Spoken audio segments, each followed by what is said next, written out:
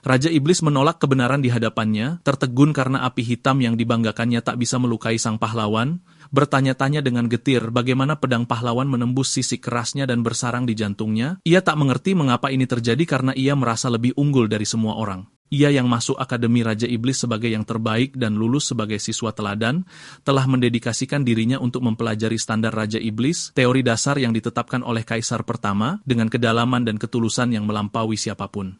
Ia menerapkan aturan itu sepenuhnya, membangun menara dan menculik putri seperti yang disyaratkan standar, lalu memelihara pahlawan yang datang untuk menyelamatkan mereka, percaya bahwa kemarahan dan kesedihan mereka adalah pesta utama bagi Raja Iblis, dan membunuh mereka terlalu dini adalah sia-sia. Standar itu mengajarkannya untuk menggemukkan mereka sebelum melahapnya. Karena semakin kuat pahlawannya, semakin lezat santapannya. Dan dia mengikuti pendekatan ini dengan pengabdian mutlak, percaya bahwa penguasaan dunia hanyalah masalah waktu.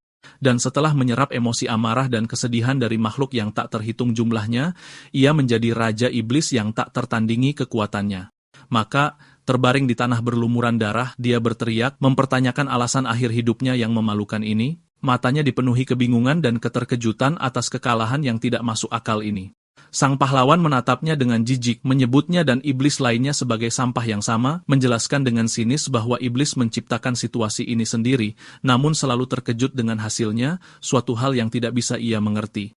Dan ketika Raja Iblis menyangkal ucapannya, sang pahlawan memberitahunya bahwa penculikan putri terkenal hanyalah sinyal untuk memulai aktivitas Raja Iblis dan undangan untuk menghentikannya. Pahlawan itu mengejek kebodohan gagasan membunuh Raja Manusia, menjelaskan bahwa hal itu akan menjerumuskan kerajaan ke dalam kekacauan. Karena jika Raja diculik, mereka yang serakah akan tahta akan memulai perang saudara, sehingga amarah manusia tidak akan tertuju pada Raja Iblis, yang berarti dia tidak akan berevolusi atau bertambah kuat, yang bertentangan dengan ajaran standar yang ia sucikan. Sang pahlawan menambahkan, mengejek sekaligus berterima kasih, bahwa jika para pahlawan tidak mendatangi iblis di menara, iblis akan mengirim monster ke desa-desa, yang membantu para pahlawan berlatih dengan serius. Tapi keadaan menjadi jauh lebih baik saat mencapai menara, karena lantai 1 selalu dipenuhi yang lemah, menjadikannya tempat ideal untuk menaikkan level dan mengasah keterampilan. Raja Iblis teringat dengan penyesalan bagaimana ia berhati-hati untuk tidak membunuh para pahlawan di tengah jalan demi memanen lebih banyak energi. Percaya inilah yang diperintahkan standar kepadanya. Sang pahlawan mencabut pedangnya dari tubuh Raja Iblis, dan Raja Iblis berteriak karena rasa sakit yang hebat. Dan disinilah sang pahlawan menghadapkannya pada kenyataan pahit. Ketika menara menjadi tua dan membosankan, mereka hanya perlu membunuh Raja Iblis. Lalu Raja baru muncul dengan menara baru, karena seluruh tempat ini hanyalah area berburu yang dirancang khusus untuk para pahlawan. Tawa para pahlawan lain terdengar saat mereka mengejeknya, berterima kasih karena telah membantu menaikkan level mereka, menyebutnya dengan sinis, bukan hanya Raja Iblis, tetapi ayah baptis yang membesarkan mereka. Para pahlawan berdiri di atas tubuh lawan mereka yang kelelahan, dengan kasar menyatakan kepuasan mereka atas jarahan yang melimpah, dan berterima kasih secara sinis karena telah menyediakan tempat terbaik untuk menaikkan level dan berlatih keras. Raja Iblis mengulangi kata ayah baptis dengan linglung, tak percaya dengan keterkejutan bahwa menara besarnya bagi mereka hanyalah tempat latihan untuk mengumpulkan poin. Dan meskipun sang pahlawan mengakui ketangguhan lawannya dan banyak pahlawan telah tewas, dia meremehkan pengorbanan itu dan menganggap dengan acuh tak acuh bahwa mereka hanya berkontribusi untuk meningkatkan ketenaran pribadinya. Saat sang pahlawan mengucapkan selamat tinggal dengan acuh tak acuh sebelum membunuhnya, kemarahan Raja Iblis tersulut oleh ejekan dan penghinaan yang diterimanya, bertanya-tanya dengan rasa terbakar tentang kesia-siaan standar Raja Iblis jika ini adalah akhirnya. Dia menolak untuk mati sia-sia dengan cara yang memalukan ini. Jadi dia berteriak sekuat tenaga menyatakan dirinya. Raja Iblis, sementara energi yang sangat besar mulai berkumpul di sekelilingnya. Tapi sebelum dia bisa melakukan apapun, pahlawan itu memenggal kepalanya, dan di saat-saat terakhir hidupnya, ia melihat pahlawan lain menertawakan dan mengejeknya, mengancam mereka melalui tatapan tajamnya bahwa mereka akan membayar mahal karena menghinanya dan bersumpah akan membalas dendam. Tapi pahlawan itu berdiri di sampingnya, memperingatkan rekan-rekannya agar tidak merusak kepala karena keinginan serakahnya untuk merebut tanduknya. Tiba-tiba pahlawan itu melihat percikan aneh keluar dari tubuh yang tergeletak di hadapannya. Saat Raja Iblis memutuskan pada saat itu untuk mengorbankan tetes terakhir hidupnya demi mencapai tujuannya, sang pahlawan terlambat menyadari bahwa sesuatu yang berbahaya akan terjadi. Sang pahlawan berteriak, memerintahkan rekan-rekannya untuk segera melarikan diri. Energi yang menakutkan meledak dari tubuh Raja Iblis menyebabkan ledakan besar, dan semuanya lenyap di tengah ledakan besar dan teriakan panik para pahlawan. Di saat-saat terakhir Raja Iblis, dia menyadari dengan pahit bahwa standar itu sepenuhnya salah, dan para pahlawan menggunakannya untuk mengejek mereka.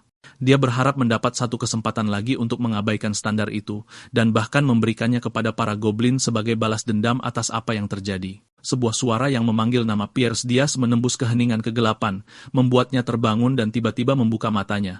Dia melihat sekeliling dengan sangat bingung, mencoba memahami apa yang terjadi, dan bertanya-tanya dengan takjub apakah dia masih hidup. Suara-suara terdengar mendesaknya untuk segera maju ke podium, menyadari bahwa nama yang dipanggil adalah miliknya. Pierce Diaz terkejut dengan apa yang terjadi, sementara orang lain mendesaknya untuk naik ke podium. Kepala sekolah akademi memotongnya, menegurnya karena tidak fokus di hari kelulusannya, padahal ia adalah siswa jenius.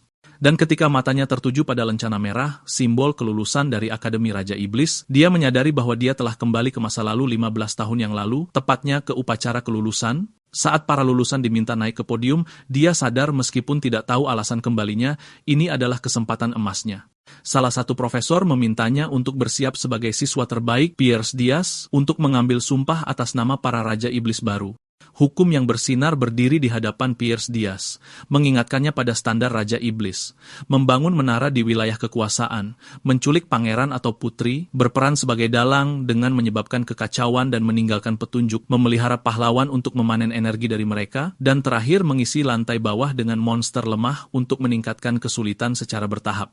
Dia memandangnya dengan jijik pada standar yang sebelumnya dia hafal di luar kepala sampai muak dan mengabdikan seluruh hidupnya untuk mematuhinya dengan sangat presisi. Di matanya sekarang hanyalah sampah yang membawanya ke kehancuran dan mengubahnya menjadi boneka yang dimanipulasi pahlawan. Saat berdiri di tengah upacara kelulusan, dia bertanya pada dirinya sendiri, apa gunanya bersumpah di depan semua orang untuk mengikuti aturan ini seumur hidupnya, padahal dia tahu hasil bencananya. Dia merasakan amarah yang luar biasa hanya dengan memikirkan mereka akan memintanya mengikuti hukum itu lagi. Keheningannya tidak berlangsung lama saat petugas memanggilnya, memintanya maju untuk mengucapkan standar agung sebagai lulusan terbaik. Tapi Pierce mematahkan ekspektasi dengan jawaban singkat dan mengejutkan saat ia mengumumkan penolakan totalnya. Kebingungan dan keheranan menyelimuti rekan-rekan lulusannya yang tidak mengerti apa yang sedang terjadi. Dia tidak berhenti menolak, tetapi berteriak menyatakan bahwa dia tidak bisa bersumpah pada sumpah konyol seperti itu, menyebut mengikuti standar sebagai tindakan paling bodoh dan bejat yang bisa dilakukan. Dan dia menegaskan dengan lantang di hadapan semua orang bahwa hukum itu hanyalah sampah yang membuat situasi semakin tegang. Keterkejutan dan kengerian mendominasi wajah para iblis dan siswa yang hadir atas keberanian yang belum pernah terjadi sebelumnya ini. Itulah momen yang menentukan ketika peraih prestasi akademis terhebat berubah menjadi apa yang mereka sebut sebagai orang gila abad ini. Archduke Arkane Blaremf menggebrak meja dengan marah, mengancamnya dengan eksekusi di tempat karena berani menghina standar suci Raja Iblis. Tapi dia mempertimbangkan kembali untuk menenangkan situasi. Jadi dia memutuskan memberinya kesempatan terakhir, mengingat perilaku teladannya di masa lalu dan bakatnya yang luar biasa. Dia memberinya pilihan antara menarik kata-kata nekatnya dan meminta maaf kepada seluruh dunia iblis atau menghadapi hukuman penugasan ke wilayah Aurin. Aula dipenuhi bisikan cemas tentang Aurin, dimensi yang dianggap kuburan bagi para raja iblis, dan hukuman mati di mana mereka mati berpuluh-puluh di sana. Beberapa orang bertanya-tanya dengan marah, mengapa penjahat sepertinya diberi kesempatan lagi alih-alih dibunuh. Mengingat permintaan maaf saja tidak cukup, Archduke memperingatkannya dengan nada tegas bahwa Aurin adalah wilayah terburuk tempat Raja Iblis yang tak terhitung jumlahnya kehilangan nyawa. Tapi Pierce memotongnya dengan dingin dan menantang, meminta untuk segera dikirim ke sana. Dia mengumumkan tekadnya untuk pergi demi membuktikan bahwa standar Raja Iblis yang mereka sucikan hanyalah omong kosong, yang membuat sang Archduke sangat terkejut. Archduke kehilangan kesabarannya dan berteriak, memarahi Pierce dan menggambarkannya sebagai orang yang tidak ada harapan dan mengeluarkan perintah segera untuk memindahkannya ke Aurin sebagai zona penempatannya. Dia memutuskan untuk mencabut semua hak istimewa yang biasanya diberikan kepada Raja Iblis terbaik dan mencabut semua iblis yang menyertainya. Gerbang terbuka untuk menelannya dengan perintah tegas yang melarangnya kembali ke dunia iblis sampai penaklukan selesai. Saat jatuh melewati portal, dia menerima nasibnya, menganggapnya sebagai hasil yang diharapkan dari kekacauan yang dia sebabkan. Dia menyadari pada saat itu bahwa Aurin adalah tempat di mana para pahlawan yang membunuhnya di kehidupan sebelumnya tinggal. Dia ingat bahwa bahkan sebelum kembali ke masa lalu, dia telah memilih Aurin sendiri di kehidupan pertamanya karena kesombongan dan keyakinan bahwa yang terkuat harus menaklukkan kesulitan terbesar. Dia mengakui pada dirinya sendiri bahwa kesombonganlah yang merenggut nyawanya sebelumnya karena banyaknya pahlawan di sana yang memanfaatkan kepatuhan butanya pada standar. Akhirnya, dia mendarat dengan selamat sambil melebarkan sayapnya di tengah salju pegunungan Irges di benua utara, siap untuk memulai perjalanan barunya. Pierce memutuskan kali ini untuk tidak membiarkan apa yang terjadi sebelumnya terulang, memutuskan bahwa dialah yang akan memanfaatkan standar pahlawan untuk keuntungannya, bukan menjadi korban mereka. Peristiwa kembali ke sebelum dimulainya upacara kelulusan. Gordon Derrick sedang bersiap dengan sangat hati-hati merawat penampilannya sebagai lulusan pertama dan terbaik dari Akademi Iblis. Menurut peraturan dunia iblis, Akademi melatih iblis untuk melayani raja, sehingga iblis terbaik ditugaskan untuk melayani raja iblis terbaik. Hak istimewa ini memicu iri dan cemburu dari lulusan lain di peringkat kedua dan ketiga, berharap mereka berusaha lebih keras untuk mendapatkan kehormatan melayani Tuan Pierce. Gordon melihat bahwa semua raja iblis hebat, tetapi dia sangat percaya bahwa tidak ada yang menandingi kehebatan Tuan Pierce. Dia memandangnya sebagai keajaiban yang muncul sekali dalam 1000 tahun, keturunan naga iblis yang sejarahnya akan abadi, menganggap lulus di tahun yang sama dengannya adalah berkah yang luar biasa. Imajinasinya menjadi liar, membayangkan bahwa bersama-sama mereka akan mampu menaklukkan dimensi apapun. Membayangkan sebuah patung besar yang menyatukan mereka sebagai Raja Agung dan asistennya yang setia. Dia bertekad penuh semangat untuk mengukir namanya dalam sejarah dunia iblis yang agung. Tapi mimpi indah itu hancur oleh kenyataan saat ia teringat momen Pierce meneriakkan bahwa standar itu sampah. Gordon sangat terkejut sampai pandangannya hancur, tak percaya idolanya membenci standar suci itu. Gambaran di benaknya hancur lebur di tengah rasa kaget dan ngeri mendengar perkataan rajanya. Adegan beralih ke pedalaman pegunungan Irges di benua utara, tempat Gordon tiba membawa tas berat di tengah salju. Raut kebingungan dan putus asa terlihat di wajahnya saat dia bertanya-tanya mengapa semua ini terjadi. Pierce kaget melihatnya, karena katanya tak ada iblis yang akan menemaninya, tapi ternyata ada yang dikirim juga. Saat melihat lebih jelas, dia mengenalinya dan menyambutnya. Sambil menangis, Gordon bertanya alasan tindakan nekat itu, tapi Pierce pura-pura tidak mengerti. Gordon meledak marah dan mengingatkan Pierce bahwa penghinaannya pada standar membuat mereka diasingkan ke wilayah Erin yang mematikan, dan dia yakin akan mati karena Pierce. Pierce mencoba menenangkannya sambil mengejeknya akan menjambak rambut karena cemas, lalu Gordon balas berteriak bahwa rambutnya bukan masalahnya. Saat itu, Pierce membandingkan kondisi asistennya sekarang dengan dirinya sebelum kembali ke masa lalu, di mana ia sangat percaya diri dan tenang. Dia ingat saat Gordon menyemangatinya, yakin mereka bisa mengatasi kesulitan bersama, bahkan mengaku takkan semangat jika misinya bukan di Erin.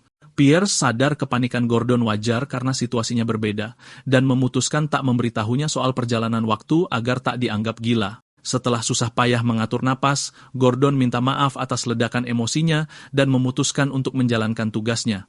Dia kembali berpegang pada standar, mengingatkan aturan pertama adalah membangun menara, tapi menara itu tak boleh tersembunyi atau di tempat ekstrem agar pahlawan bisa menemukannya. Dengan cemas, dia menunjuk lokasi mereka yang dikelilingi gunung dan monster kuat, sehingga mustahil dijangkau manusia, dan menyarankan pindah tempat. Pierce dengan tegas menolak usul itu dan mengumumkan keputusannya untuk membangun menara di tempat ini.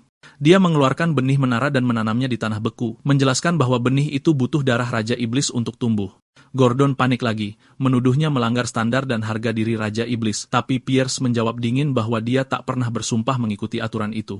Jauh di lubuk hati, Pierce mengerti ucapan asistennya, sadar betapa sulitnya bagi iblis menyangkal doktrin yang sudah mendarah daging. Pierce memaklumi sulitnya menolak standar karena kecuali mengalami kematian, seorang iblis takkan bisa menyangkalnya karena itu bagian dari diri mereka. Dia menyayat tangannya, lalu menyuruh Gordon mendengarkan baik-baik, menekankan bahwa standar Raja Iblis itu sampah, terutama di wilayah Erin ini. Darahnya mengalir ke benih menara dan mengaktifkannya, lalu benih itu langsung merespons, memancarkan cahaya merah, dan menciptakan lingkaran sihir. Pierce menjelaskan alasannya karena Erin dipenuhi pahlawan. Sementara menara itu melakukan proses identifikasi dengan penggunanya, Pierce Deus dari klan naga iblis api hitam, dan menara pun mulai muncul. Pierce mengungkapkan kebenaran pahit bahwa manusia, setelah menghancurkan banyak menara, akhirnya paham cara kerjanya dan memakai standar Raja Iblis sebagai senjata melawan mereka. Itulah kenapa Raja Iblis di wilayah ini selalu mati. Di depan Gordon yang tercengang, Pierce mengejek bahwa itu seharusnya disebut standar pahlawan karena sudah tidak berguna bagi iblis. Pemanggilan menara yang menjulang di tengah salju selesai, dan mereka berdua berdiri di depannya memandangi ukurannya yang raksasa. Pierce mengajak asistennya masuk, tapi lantai 1 ternyata benar-benar kosong. Gordon dengan menyesal menyadari bahwa menara normal seharusnya berisi struktur rumit dan monster, tapi menara ini kosong seolah dirancang untuk Raja Iblis yang dicabut hak istimewanya. Keadaan itu berlanjut sampai ke lantai 5 tempat kamar Raja berada, yang juga kosong. Gordon menerima kenyataan soal menara yang sudah dibangun, tapi bersikeras agar setidaknya aturan kedua dari standar diikuti.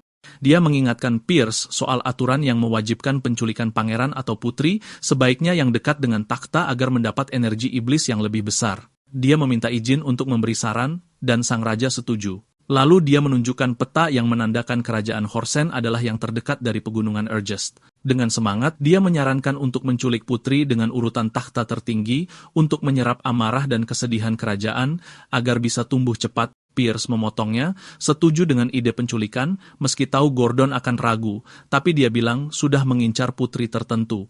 Gordon bersemangat dan menawarkan bantuan, tapi Pierce menyuruhnya tinggal menjaga menara dengan alasan kediaman raja tak boleh kosong. Gordon lega, mengira tuannya sudah sadar dan tindakan sebelumnya hanya karena stres kelulusan dan berharap situasi bisa diperbaiki. Saat asistennya bertanya identitas targetnya, Pierce mengejutkannya dengan memilih kerajaan Hilderan, negara di ujung selatan dan titik terjauh dari menara. Pierce terbang ke jendela istana, mengidentifikasi targetnya sebagai putri ke-13 yang paling tidak dianggap dan paling lemah pengaruhnya. Dia menerobos masuk kamarnya dan mengumumkan akan membawanya, yang membuat Gordon di tempat lain berteriak bahwa pilihan itu benar-benar kebalikan dari standar. Sementara itu, sang putri menatapnya dengan heran, bertanya-tanya siapa dia. Pierce menerobos kamar sang putri, dengan dingin menyatakan bahwa dia adalah Raja Iblis dan datang untuk menculiknya, tapi sang putri malah tertawa kecil yang terasa aneh di situasi itu. Bukannya takut, dia malah dengan berani dan menantang bertanya, apakah Pierce yakin bisa menanganinya, yang membuatnya terkejut. Pierce merasa pertanyaannya aneh,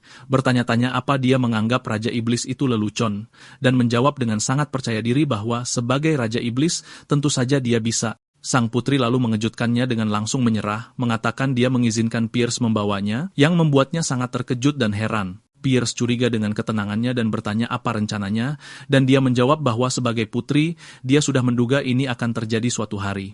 Dia memperingatkannya agar tidak menipunya, menegaskan takkan memberinya ampun, atau membiarkannya menjebak dirinya karena dia juga sedang dalam situasi sulit.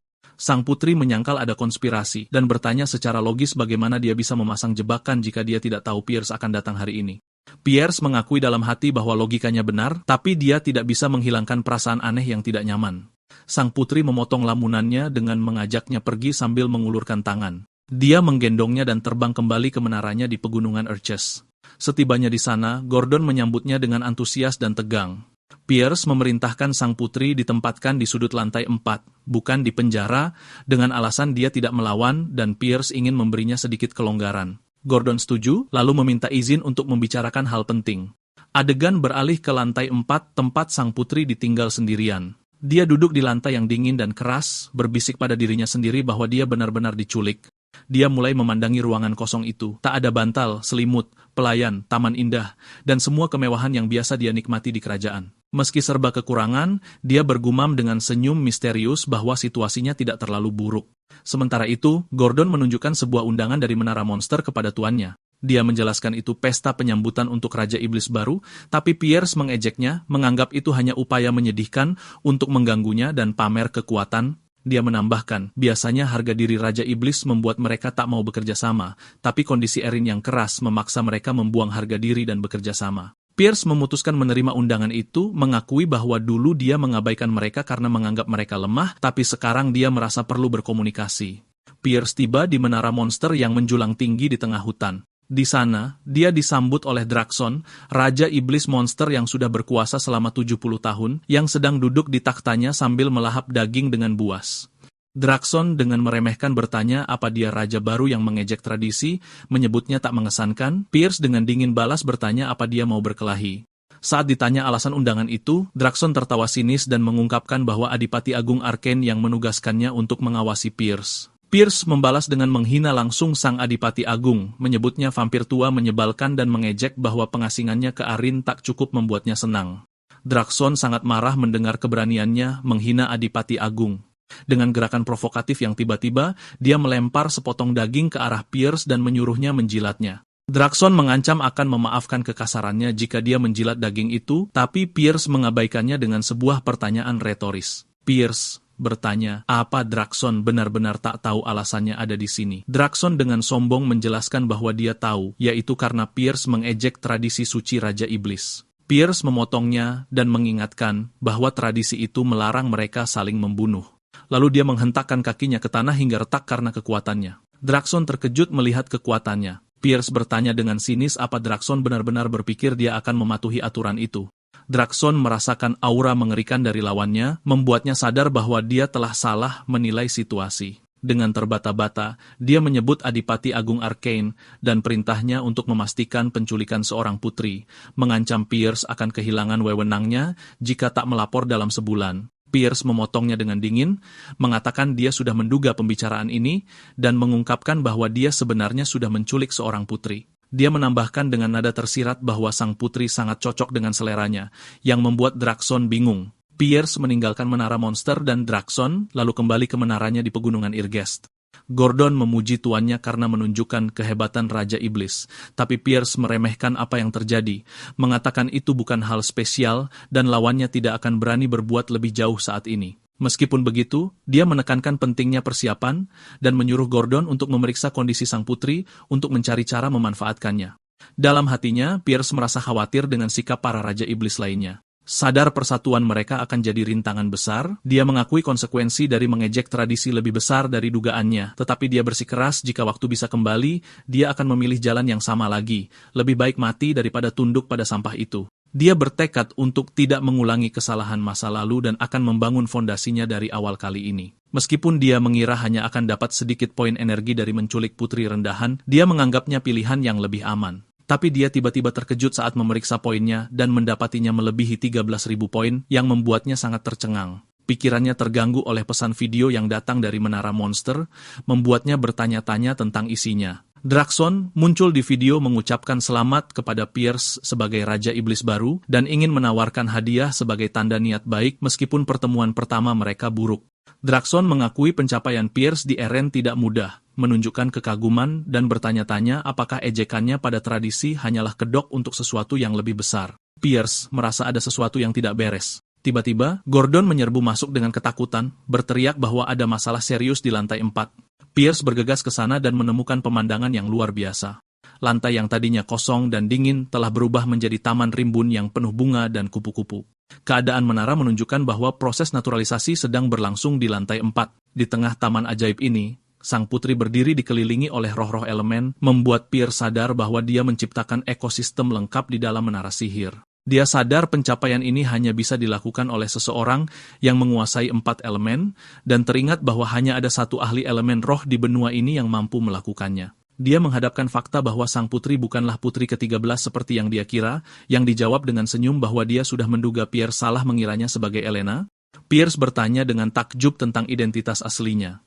Dia mengungkapkan namanya, Hernan Hilderan, dan dengan bangga menyatakan bahwa dia adalah putri pertama kerajaan Hilderan. Dan di kerajaan, berita mengejutkan menyebar bahwa putri pertama telah diculik oleh Raja Iblis. Di kerajaan Hilderan, Raja murka dan berteriak, mengancam siapapun yang berani menculik putri kesayangannya, Hernan, dan segera memerintahkan pengumpulan pahlawan terkuat dan seluruh pasukan untuk merebutnya kembali dan memenggal kepala Raja Iblis bodoh itu. Di tengah kekacauan ini, sang putri kembali mengingatkan Pierce tentang pertanyaannya sebelumnya tentang apakah dia bisa menanganinya, menegaskan bahwa inilah alasan dibalik pertanyaannya itu. Pierce menjelaskan bahwa dia tidak tertipu oleh penampilannya, karena dia pernah mendengar tentang penyihir elemen jenius yang penuh mana, dan mustahil untuk tidak mendeteksinya, bertanya-tanya bagaimana dia menyembunyikan energi sebesar itu darinya. Sang putri menunjukkan sebuah cincin di tangannya, menjelaskan bahwa itu adalah pusaka kerajaan yang bisa menyembunyikan mana. Sang putri bertanya pada Pierce, apakah dia berniat mengembalikannya setelah mengetahui identitas aslinya, tapi dia menolak mentah-mentah gagasan itu karena mengembalikan sang putri akan membuatnya menjadi bahan tertawaan dan tidak ada kerajaan yang akan takut padanya, yang akan menyulitkannya mengumpulkan energi iblis. Dia memutuskan untuk tetap menahannya apapun risikonya. Tiba-tiba, sistem mendeteksi kemarahan besar yang ditujukan padanya menyebabkan kenaikan gila-gilaan pada poin energi iblisnya hingga melebihi 19.000 poin. Pierce sadar bahwa kerajaan telah mengidentifikasinya sebagai penculik dan situasinya tidak akan berubah baik dia putri pertama maupun ke-13. Pierce menegaskan kepada sang putri bahwa dia masih sanderanya. Di kerajaan, raja mengeluarkan perintah tegas untuk membunuh Raja Iblis dan mengambil kembali sang putri. Tapi para penasihat menghadapi dilema karena mereka belum mengetahui identitas Raja Iblis yang bertanggung jawab, jadi mereka mengirim patroli pengintai dan meminta raja untuk menunggu. Raja meledak marah di depan mereka, memarahi mereka karena tidak melakukan apa-apa saat putrinya diculik dan memerintahkan mereka untuk segera mencari tahu pelakunya. Salah satu penasihat mengingatkan raja tentang insiden penculikan pangeran negara tetangga oleh Raja Iblis Nafsu dan bagaimana hal itu membuat semua orang murka dan membuatnya dibunuh oleh para pahlawan. Dia bertanya-tanya dengan bingung tentang alasan munculnya Raja Iblis lain yang berani menculik putrinya, meskipun ada contoh nyata itu, menganggap masalah ini sangat aneh. Sisa penasihat menyadari bahwa memang ada sesuatu yang aneh. Raja menyimpulkan bahwa berita itu mengindikasikan adanya Raja Iblis baru. Tiba-tiba, seorang prajurit datang untuk memberitahu informasi penting bahwa jejak sihir teleportasi terdeteksi menuju utara ke arah pegunungan Erjes. Raja dan para penasihatnya terkejut dengan tujuannya, karena pegunungan Erjes terletak di ujung utara, sementara kerajaan mereka berada di ujung selatan. Di Menara Raja Iblis, Gordon mengungkapkan kekhawatirannya tentang kedatangan pasukan kerajaan Hilduran, tetapi Pierce tersenyum dengan percaya diri, yakin bahwa kerajaan Hilduran tidak akan bisa mencapainya mengingat bahaya di jalan dan adanya banyak negara di antara mereka dan pegunungan. Dia telah menghitung jarak yang sangat jauh, serta rintangan geografis dan politik yang mencegah pasukan melewati negara lain. Pierce menambahkan bahwa negara-negara perantara tidak akan membuka perbatasan mereka untuk pasukan asing, sehingga mereka hanya punya satu pilihan, yaitu menyewa Guild Pahlawan. Raja tunduk pada kenyataan dan memerintahkan untuk menghubungi Guild Pahlawan.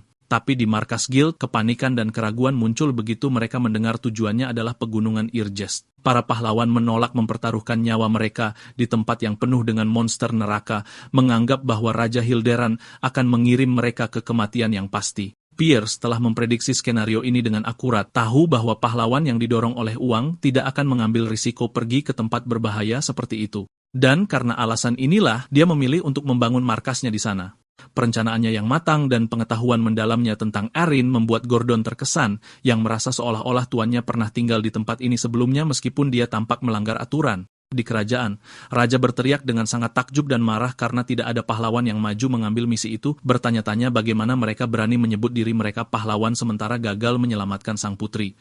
Penasihat mencoba menenangkannya, menjelaskan bahwa pahlawan di wilayah Aran berbeda dari yang lain, karena mereka lebih mementingkan keuntungan materi daripada apapun, membuat mereka sangat selektif dalam misi mereka. Sementara itu, di dalam menara, Pierce sedang memeriksa toko sistem yang menawarinya untuk membeli prajurit seperti tengkorak seharga 10.000 poin atau melemahkan gangguan dimensi, menyadari bahwa membentuk pasukan yang layak akan memakan waktu lama dan sumber daya yang besar. Dia duduk di singgasananya berpikir serius saat menyadari energi iblisnya saat ini sama sekali tidak cukup untuk menghadapi seluruh pasukan pahlawan. Dia teringat akan ketakutan lama yang dia kenal baik dari kehidupan sebelumnya. Untuk mengatasi rintangan ini, dia memberi perintah kepada Gordon untuk segera menghubungi Draxon, mengumumkan niatnya untuk menjual energi iblis demi uang manusia. Gordon sangat terkejut, berteriak takjub, dan tidak percaya pada gagasan itu. Dia mencoba keberatan, menjelaskan bahwa energi iblis adalah mata uang impian yang memungkinkan mereka melampaui batas ras mereka, membuka fitur menara, dan memanggil monster. Jadi bagaimana bisa dia menukarnya dengan uang manusia yang murah? Pierce membenarkan keputusannya dengan yakin bahwa Draxon akan membayar sejumlah besar uang, dan tanpa uang ini, dia tidak akan bisa menghentikan para pahlawan dengan energinya saat ini. Dan dia menegaskan ada satu hal yang bisa dia lakukan dengan uang manusia, mengarahkan pandangannya ke kota benteng Holton Work di dekat pegunungan. Pierce tiba dengan menyamar sebagai tentara bayaran di gerbang kota, di mana para penjaga menghentikannya dengan tegas, mengecam kegilaan seorang tentara bayaran yang datang ke pegunungan Ergas sendirian dan mencurigainya. Alih-alih berdebat, dia melemparkan sekeping emas ke arah mereka yang membuat mereka membeku di tempat. Dia mengedipkan mata pada mereka, mengisyaratkan untuk membagi jumlah itu di antara mereka, yang membuat mereka segera membukakan jalan untuknya. Dia memasuki kota dan memutuskan untuk mencari seseorang karena kurangnya pengetahuannya tentang detail tempat itu. Adegan beralih ke markas Guild Tentara Bayaran Crimson Falcon, di mana para anggota sedang minum dengan santai, dan salah satu dari mereka menyarankan untuk segera pergi. Tapi pemimpinnya menolak gagasan itu karena menganggap tempat itu ideal. Sang pemimpin menjelaskan filosofi mereka yang didasarkan pada membiarkan para prajurit melawan monster, sementara mereka puas dengan mengumpulkan rampasan perang, bertanya-tanya apa yang bisa lebih baik dari itu. Percakapan menyinggung desas-desus tentang Raja Iblis baru di pegunungan, di mana salah satu dari mereka mengejeknya sebagai berita bohong, karena Raja Iblis biasanya membangun menara mereka di tempat yang mudah dijangkau pahlawan. Mereka terus mengejek berita penculikan Putri Hilduran, menepis gagasan bahwa seorang Raja Iblis akan melintasi seluruh benua untuk menculik seorang putri. Salah satu dari mereka menunjukkan bahwa Guild Pahlawan menolak misi tersebut begitu mereka mendengar tujuannya. Mereka akhirnya menyimpulkan bahwa semua ini hanyalah sandiwara dan tipuan untuk memeras lebih banyak uang. Sang pemimpin setuju dengan pendapat mereka, mengakui kegilaan orang-orang ini jika sudah menyangkut uang. Tiba-tiba, Pierce muncul di belakang pemimpin. Saat itu ia menyadari alasan perilaku mereka. Para tentara bayaran terlonjak kaget dengan kemunculannya yang tiba-tiba di antara mereka, bertanya-tanya tentang identitasnya. Pierce tersenyum sinis, mengatakan bahwa mereka tampaknya sangat tahu banyak hal, membuat mereka menjadi pemandu yang ideal untuknya, dan memerintahkan agar hanya satu yang tinggal sementara sisanya pergi. Para tentara bayaran menyerangnya, karena menganggapnya penyusup dan bersumpah dia tidak akan pergi hidup-hidup. Pertarungan sengit pun terjadi, tetapi Pierce melawan mereka dengan keterampilan luar biasa dan memberikan pukulan telak. Salah satu dari mereka mencoba menyergapnya dari belakang, tetapi Pierce menangkis serangan itu dengan kecepatan luar biasa. Musuh terkejut ketika Pierce menangkap palunya dengan begitu mudah. Pada akhirnya, dia mendapati dirinya dikelilingi oleh tentara bayaran yang mengarahkan panah otomatis ke arahnya. Pierce terus bertarung dan melemparkan musuh yang besar itu ke arah tentara bayaran lainnya. Pemimpin tentara bayaran menjadi ketakutan dan menggambarkan Pierce sebagai monster setelah dia menghabisi rekan-rekannya dengan mudah. Di luar gedung tentara bayaran, salah satu dari mereka bertanya dengan putus asa mengapa mereka terus bertarung, dan yang lain bertanya-tanya mengapa mereka tidak merasa lelah karena begitu banyak pertempuran. Setelah Pierce menghabisi sisa tentara bayaran, dia mendekati pemimpin mereka. Dia mendekatinya perlahan dengan mata bersinar dalam gelap, meyakinkannya bahwa dia akan tetap hidup jika menjawab pertanyaannya. Pemimpin tentara bayaran yang terbaring di bawahnya gemetar ketakutan dan bergegas setuju, memohon belas kasihan. Pierce bertanya kepada mereka tentang lokasi pasar budak. Pemimpin itu membawanya ke sebuah istana mewah dengan gerbang besi yang besar. Pierce melihat bahwa pasar itu hanya menjual budak manusia. Pemimpin itu bertanya dengan ragu apakah itu tidak menyenangkannya, lalu Pierce bertanya apakah ada yang lebih langka dan melemparkan kantong koin emas ke arahnya.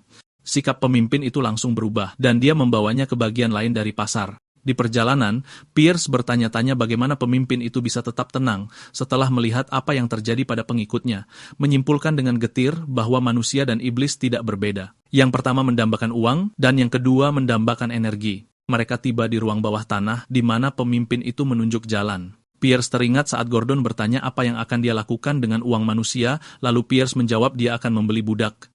Dia mendefinisikan tujuannya dengan tepat, yaitu ras lain yang ditangkap oleh manusia. Dia menjelaskan sedang mencari elf yang dikenal karena integritasnya untuk dijadikan mata-mata yang menyebarkan kekacauan di antara para pahlawan. Sementara itu, pahlawan Helin Kargil tiba di kerajaan di mana raja menyambutnya dengan hangat, menyatakan keyakinannya pada pahlawan itu untuk menerima misi. Highland mengonfirmasi penerimaannya, berjanji untuk menyelamatkan sang putri dan membawa kepala Raja Iblis atas nama keadilan. Kembali di pasar budak, pedagang bertanya pada Pierce budak seperti apa yang dia inginkan, lalu Pierce menunjuk ke seorang elf yang ditahan dan mengatakan akan membelinya, mengisyaratkan tentara bayaran itu yang akan membayar. Tentara bayaran itu terkejut dan keberatan, tapi Pierce memberinya tatapan menakutkan yang membuatnya langsung mundur dan setuju dengan tergagap. Pierce meminta teman-temannya meninggalkan ruangan karena dia ingin memeriksa sesuatu, tetapi pedagang itu memperingatkannya bahwa elf itu mungkin mengamuk. Tetapi Pierce meyakinkannya bahwa dia akan membayar harganya jika terjadi kerusakan. Pierce menatap elf yang dirantai itu, memperhatikan bagaimana manusia mengubah makhluk mulia ini menjadi budak yang menyedihkan. Elf itu merasakan energi iblis Pierce, dan bertanya dengan heran mengapa seorang iblis tertarik pada seorang elf. Pierce menawarinya kesempatan untuk membalas dendam pada manusia. Elf itu mengakui tawarannya menggiurkan, tetapi dia tidak bisa mempercayai iblis sama seperti dia tidak mempercayai manusia. Pierce meyakinkannya bahwa dia berbeda dan menawarinya kesepakatan, kesetiaan selama 50 tahun dengan imbalan keselamatan dan kebebasan, dan mengingatkannya bahwa 50 tahun bukanlah waktu yang lama bagi rasnya, dan tawaran ini jauh lebih baik daripada penghinaan yang dia alami. Tetapi elf itu menolak tawaran tersebut, mengingatkan Pierce bahwa iblis berusaha menghancurkan pohon dunia yang dilayani oleh para elf, dan akibatnya menghancurkan dunia yang dijaganya. Dia bertanya dengan tajam bagaimana dia bisa mempercayainya. Pierce menyadari bahwa elf itu benar dan meminta bantuan dari elf memang aneh. Pierce bersumpah atas standar Raja Iblis bahwa dia akan menepati janjinya dan tidak akan merusak pohon dunia, sebuah sumpah yang kesuciannya bagi iblis setara dengan kesucian pohon bagi para elf. Sebagai imbalannya, dia meminta elf Granada dari suku Maple untuk bersumpah di atas pohon dunia untuk setia kepadanya selama 50 tahun. Granada terkejut dengan perilaku iblis aneh ini, tetapi setuju dengan syarat dia melihat Raja Iblis yang mengirim Pierce. Di sini, Pierce mengejutkannya dengan mengungkapkan identitas aslinya sebagai Raja Iblis. Granada terkejut dengan apa yang dikatakannya. Granada mengejek klaim ini, menyangkal gagasan bahwa seorang Raja Iblis akan datang sendiri untuk membeli budak, terutama karena kekuatan mereka melemah semakin jauh dari menara mereka. Dia menantang Pierce dengan sinis bahwa dia akan berjanji setia selama 100 tahun, bukan 50 tahun, jika dia membuktikan kata-katanya benar. Adegan segera beralih ke lantai 5 menara Pierce, di mana Granada tiba-tiba berada di sana. Pierce mengingatkannya tentang janji 100 tahun, membuat Granada menyadari bahwa dia berada di hadapan Raja Iblis yang sebenarnya. Granada mulai mengeluh tentang kekosongan menara, menunjukkan bahwa tidak ada apa-apa sampai ke lantai 3.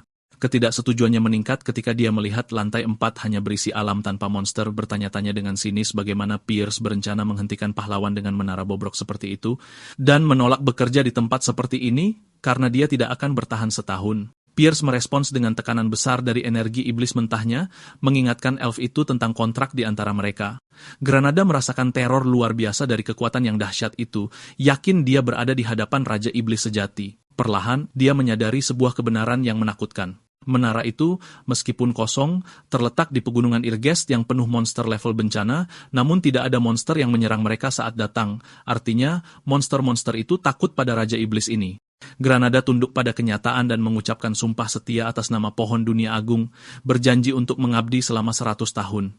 Dalam hatinya, dia berharap bisa membalas dendam melalui rencana jahat yang ditugaskan Raja, tetapi Pierce mengejutkannya dengan permintaan pertamanya dan memintanya menyiapkan makanan. Elf itu berdiri tertegun dan tidak mengerti masalahnya. Saat memotong sayuran di dapur, dia bertanya-tanya dengan bingung mengapa dia melakukan pekerjaan rumah ini alih-alih berpartisipasi dalam skema jahat. Putri Ernan bergabung dengannya dan menawarkan bantuan dengan antusias, menambah kebingungan elf itu tentang apa yang terjadi di tempat ini. Semua orang pindah ke ruang makan di lantai 5, di mana mereka duduk mengelilingi meja yang penuh hidangan. Granada bertanya pada tuannya dengan ragu tentang identitas gadis itu, lalu Pierce mengungkapkan bahwa dia adalah putri pertama, Hernan Hilderen. Granada dikejutkan lagi, berteriak di depan wajah tuannya karena telah menculik putri mahkota. Dia kembali mempertanyakan kegunaan menara kosong melawan serangan pahlawan yang akan datang, tetapi Pierce tidak peduli dan menyuruhnya duduk dan makan, menjelaskan bahwa inilah alasan sebenarnya membelinya. Keterampilan memasaknya sangat baik. Sang putri juga duduk tersenyum sementara elf itu tenggelam dalam kebingungan total pada situasi yang tidak nyata ini. Akhirnya, elf itu bertanya-tanya, apakah Pierce bermaksud membuatnya melawan para pahlawan di lantai 4, tetapi Pierce menyangkalnya, menegaskan bahwa jika para pahlawan sampai di sana, permainan sudah berakhir karena mereka telah melintasi pegunungan Irgest. Pierce mengungkapkan kepada Granada niatnya untuk menjadikannya mata-mata yang menimbulkan keresahan di dunia manusia atas namanya, tetapi menunjukkan perlunya melakukan sesuatu yang lain sebelumnya. Dia menjelaskan kebutuhannya untuk menguji keterampilan elf itu, yang membuat Granada bertanya-tanya dengan takjub bagaimana cara mengalahkan Raja Iblis di dalam menaranya. Pierce menawarkan syarat untuk konfrontasi itu, bertarung dengan satu tangan dan tanpa menggunakan energi iblis dengan imbalan pengurangan durasi kontrak sebesar 50 tahun jika elf itu menang. Granada menerima tantangan itu dengan antusias, bersumpah untuk memberikan segalanya dalam duel ini. Bentrokan dimulai dengan gerakan cepat dan tiba-tiba, Pierce memuji gerakan lawannya yang tidak terpengaruh oleh perbudakan bertahun-tahun, bertanya-tanya apakah dia telah menyerap mana dari lantai 4 atau meningkatkan kemampuan fisiknya, menggambarkan gayanya cocok untuk ras elf. Granada merespons dengan serangan sihir yang kuat, menegaskan kemampuannya melebihi elf normal, dan memperingatkan Pierce agar tidak salah memilih lawan. Elf itu berhasil mengikat kaki Pierce dengan akar tanaman ajaib. Dia melihat itu sebagai kesempatan emas untuk merebut kembali 50 tahunnya, mengingat pertahanan lawannya benar-benar terbuka.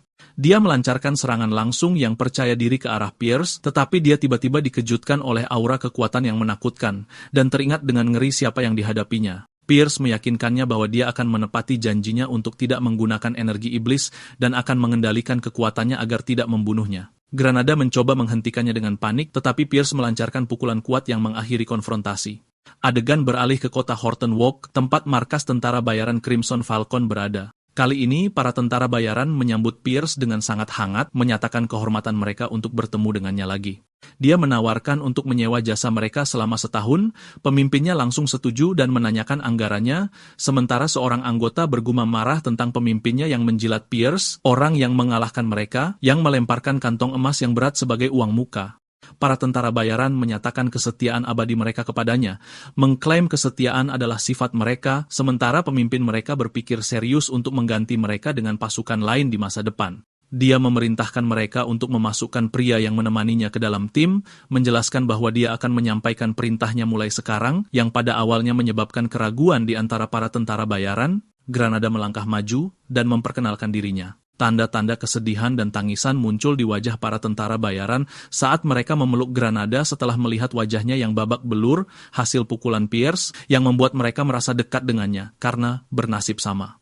Pierce berpikir bahwa para tentara bayaran ini, meskipun penampilannya biasa saja, adalah para profesional yang bekerja di wilayah Irjes dan tidak dapat dengan mudah diganti, dan satu-satunya pahlawan yang menyetujui permintaan kerajaan Hildren adalah pahlawan Hilan Kargil yang mengalahkan Raja Iblis Nafsu. Pierce menyapa para tentara bayaran sebagai pemimpin baru mereka. Pierce mengungkapkan misi pertama, yaitu menyelidiki pahlawan Hilan Kargil yang dipekerjakan kerajaan Hilduran. Para tentara bayaran merespons dengan antusias dan serius, menyatakan kepatuhan mereka pada perintah. Pierce kembali ke menaranya, memikirkan langkah selanjutnya. Setelah menyerahkan urusan pahlawan pada Granada, dia memutuskan sudah waktunya untuk meningkatkan kekuatan pribadinya. Karena dia telah menjual semua poin energi iblisnya, satu-satunya pilihan untuk menambah kekuatan adalah cara lain. Pilihannya jatuh pada bunga jiwa, kristal mana yang tumbuh setelah menyerap energi alam dan memberi kekuatan besar. Pierce berpikir karena badai mana dan monster kuat, alam pegunungan Irjes masih perawan, membuat bunga jiwa di sana sangat murni.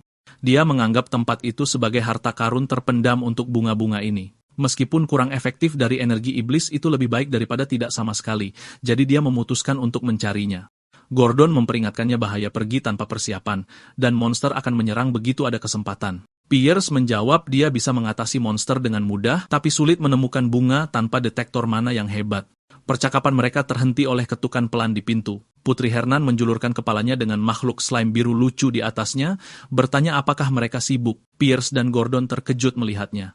Sang putri keluar dengan gembira, berlari dan bermain dengan roh elemental yang memenuhi tempat itu. Sang putri sangat antusias, mengaku bosan dan mengingatkan janji Pierce untuk membiarkannya mendekorasi lantai 4. Pierce terheran melihatnya sudah mendekorasi tempat itu dan berpikir tindakannya itu sangat gila. Sang putri tersenyum malu, mengaku tak menyangka diizinkan keluar menara, tapi senang bisa datang memeriksanya. Pierce tiba-tiba menggendongnya, memintanya berpegangan erat, dan terbang keluar menara sebelum dia sadar. Dia membawanya terbang di langit dengan kecepatan tinggi. Sang putri menatap dunia dari atas dengan takjub, tak menyadari keindahannya, karena diculik dalam gelap.